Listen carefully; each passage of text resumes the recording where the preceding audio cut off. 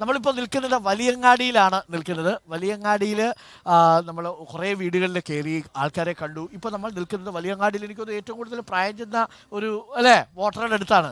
പേരെന്താ നമ്മുടെ? സൂപ്പി. സൂപ്പി എന്നാണ് പേര്. സൂപ്പി എന്നുള്ളത് വീട്ടുപേരാണോ അതോ അല്ല? എന്റെ പേര് മൊത്തം പേരെന്താ? മൊത്തം പേര് സൂപ്പി എന്ന് മാത്രമേ ഉള്ളൂ. കുഞ്ഞു പേരാണ് അല്ലേ? ഉമ്മയുടെ പേരെന്താ? ഉമ്മേന്റെ ഒരു പാത്തുമ്മ. സൂപ്പിയും പാത്തുമ്മയും. ഞങ്ങൾ രണ്ട് പേര് തന്നെ ഉള്ളു ഇവിടെ. ഇവിടെ രണ്ടുപേര് മാത്രമേ ഉള്ളൂ. അപ്പം എവിടെ പോയി മക്കളൊക്കെ? മക്കളൊക്കെ പിന്നെ പെരാറ്റി വേറെ പോയി, പല സ്ഥലങ്ങളിലും പോയി. അവരിങ്ങോട്ട് വരാറില്ലേ? വരാറ് എപ്പോഴെങ്കിലൊക്കെ വരും. എപ്പോഴെങ്കിലും ഒക്കെ വരും. രാവിലെ നോമ്പുണ്ടോ അതോ ഭക്ഷണം കഴിക്കും? നോമ്പുണ്ട്. നോമ്പൊക്കെ നോറ്റു. അസുഖം വേറെ പ്രശ്നമൊന്നുമില്ല? അങ്ങനെ വലിയൊരു പ്രശ്നമൊന്നുമില്ല. ഇപ്പൊ എത്ര വയസ്സായി കാണും സൂപ്പിക്കായ്ക്ക്? 86. 86 വയസ്സായി അല്ലേ? തുടക്കം മുതലേ ഇവിടെ തന്നെയാണോ താമസം? അല്ല, വേറെ സ്ഥലത്ത്. ഇത് വാടകയ്ക്കാണോ? അല്ല, സ്വന്തം വീട് തന്നെയാ. സ്വന്തം വീട് തന്നെയാ അല്ലേ? അപ്പൊ 86 വർഷം എന്ന് പറയുമ്പോ ഏകദേശം ഒരു 50-52 വർഷം വോട്ട് ചെയ്തിട്ടുണ്ട് അല്ലേ?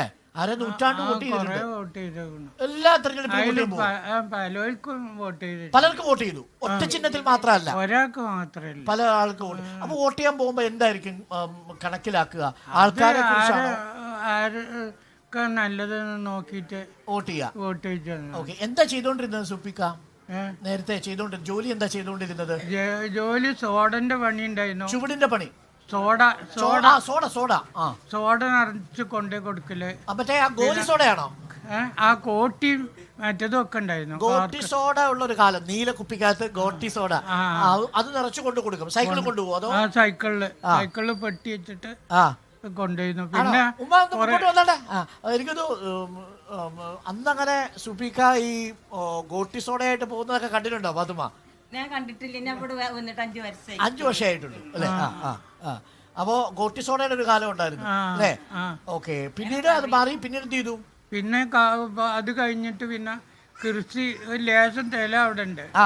അപ്പൊ അതില് കൃഷി ചെയ്തുകൊണ്ട് വരുമാനം എന്താ? ഒരു പരിപാടിയില്ല ഇവിടെ. പെൻഷൻ കിട്ടുന്നില്ലേ? പെൻഷൻ എപ്പോഴെങ്കിലും ഒക്കെ കിട്ടുള്ളൂ. 7 മാസത്തെ കിട്ടാൻ. ഇനി 6 മാസത്തെ കിട്ടാനുണ്ട്. 1 മാസത്തെ ഇപ്പൊ കിട്ടി അല്ലേ? അപ്പൊ പെൻഷൻ കിട്ടിയ രണ്ടുപേരും കൂടെ കിട്ടിയ അത്യാവശ്യം കാര്യം നടന്നു. അത്രേ ഉള്ളൂ. നടക്കൂല. മക്കള് കടാവും. മക്കളെ എപ്പോഴെങ്കിലും ഒക്കെ ഓൽക്കും പ്രാരാബ്ദം ഉണ്ട് അല്ലേ? ഓക്കെ. അപ്പൊ ഈ തെരഞ്ഞെടുപ്പിൽ വോട്ട് ചെയ്യുമ്പോ ഒരു പാർട്ടിക്ക് മാത്രമല്ല വോട്ട് ചെയ്തിട്ടുള്ളതെന്നാ പറയുന്നത്. ഇത്തവണ സാധ്യത ആർക്കാ? അതൊന്നും ഇപ്പൊ പറയാൻ പറ്റില്ല. അപ്പത്തെ വട്ടം പോലെ ചെയ്യും. ആളെ നോക്കിയിട്ടാണോ ചെയ്യുക? വിഷയം നോക്കിയാണോ ചെയ്യുക? അവിടെ പോകും അല്ലേ? ഓക്കെ. അപ്പൊ നോമ്പൊക്കെ എടുത്തിരിക്കുകയാണ് സുപ്പിക്ക്. 86 വർഷമായി. അപ്പൊ സന്തോഷം കണ്ടതിൽ. ഇനിയിപ്പോ വൈകുന്നേരം 6 മണി വരെ ഇങ്ങനെ ഇരിക്കും. ഒറ്റ ഇരിപ്പാ അല്ലേ? ടി വി ഒക്കെ കാണാറുണ്ടോ? കണ്ണിന് കുറച്ച് കുറവ്, കാഴ്ചമങ്ങലുണ്ട്. ഒരു കണ്ണ് ഓപ്പറേഷൻ ചെയ്ത് ഒരു കണ്ണിന് മൂടലുണ്ട്. അപ്പൊ അത് ഓപ്പറേഷൻ ചെയ്യാൻ പൈസ ഒന്നും ഇല്ലാതെ അങ്ങനെ കുത്തിർക്കുക ആണല്ലേ? നമ്മുടെ വാർഡ് മെമ്പറൊക്കെ ഇവിടെ ഉണ്ട്, നമ്മുടെ കൂടെ ഉണ്ട്, നമ്മുടെ കൗൺസിലറൊക്കെ ഇവിടെ ഉണ്ട്. അവരിതൊക്കെ പറഞ്ഞിരുന്നോ സഹായിക്കണം? ഇനി എന്തെങ്കിലും കിട്ടണം അല്ലേ? പൈസ കണ്ണ് ഓപ്പറേഷൻ ചെയ്ത് ഇവിടെ കണ്ണാശുപത്രി പോയാൽ ചെയ്തു തരുമല്ലോ മലപ്പുറത്ത്? ചെയ്തു തരും. അതിന് പൈസ 10,000 ഒക്കെ വേണം. 10,000 രൂപ ഉണ്ടെങ്കിൽ അത് ചെയ്യാൻ പറ്റത്തുള്ളൂ. പിന്നെ വേദനയുണ്ടോ കണ്ണിന്? കുറഞ്ഞ വേദന ഉണ്ട്. കണ്ണിന് വെള്ളം വരുന്നുണ്ട്. ഇത് മരുന്ന് ഇറ്റിച്ചുണ്ട്. ഓക്കെ. അപ്പൊ മാറും. എളുപ്പം സർജറിയൊക്കെ ചെയ്യാൻ പറ്റട്ടെ കേട്ടോ. അപ്പൊ സൂപ്പിക്കയുടെ വിശേഷങ്ങളാണ് നമ്മൾ കേട്ടത്. അപ്പൊ ഞങ്ങൾ അങ്ങോട്ട് പോട്ടെ. ഞങ്ങൾ ഇറങ്ങിയത് 24-ാം തീയതിയാണ് തെരഞ്ഞെടുപ്പ്. അതറിയാലോ, ഏപ്രിൽ 26. അപ്പൊ തെരഞ്ഞെടുപ്പിന്റെ വോട്ട് വിശേഷങ്ങളാ. സ്ഥാനാർത്ഥിക്ക് വേണ്ടിയുള്ള വോട്ടല്ല, വോട്ട് ചെയ്യണമെന്ന് ആവശ്യപ്പെട്ടുകൊണ്ടുള്ള അഭ്യർത്ഥനയാണ്. ആർക്കാണെങ്കിലും ഇഷ്ടമുള്ളവർക്ക് വോട്ട് ചെയ്യാം. വോട്ട് ചെയ്യാൻ വരണം എന്നുള്ളത്. അപ്പോഴേക്ക് അസുഖമൊക്കെ മാറും കേട്ടോ. ഓക്കെ. പത്രമൊക്കെ വായിക്കാറുണ്ടായിരുന്നു? വായിക്കാൻ അറിയില്ല. ഈ എഴുത്തൊന്നും തിരിയില്ല. എഴുത്തൊന്നും തിരിയില്ല, കണ്ടുപിടിക്കില്ല. വലിയ ഫോണ്ടാണെങ്കിലേ കിട്ടുള്ളൂ അല്ലേ? ടി വി കാണാറുണ്ടോ? ടി വി ഒന്നും കാണില്ല. പത്രത്തിൽ വലിയ ഫോണ്ടിൽ തലക്കെട്ട് മാത്രം വായിക്കും. വായിക്കലില്ല. കുറെ നാളായി ഇപ്പൊ കുറഞ്ഞു അല്ലേ? ഓക്കെ. അപ്പോ അതാണ്. അപ്പൊ ഞങ്ങളെന്നാ അങ്ങോട്ട് ഇറങ്ങിക്കോട്ടെ.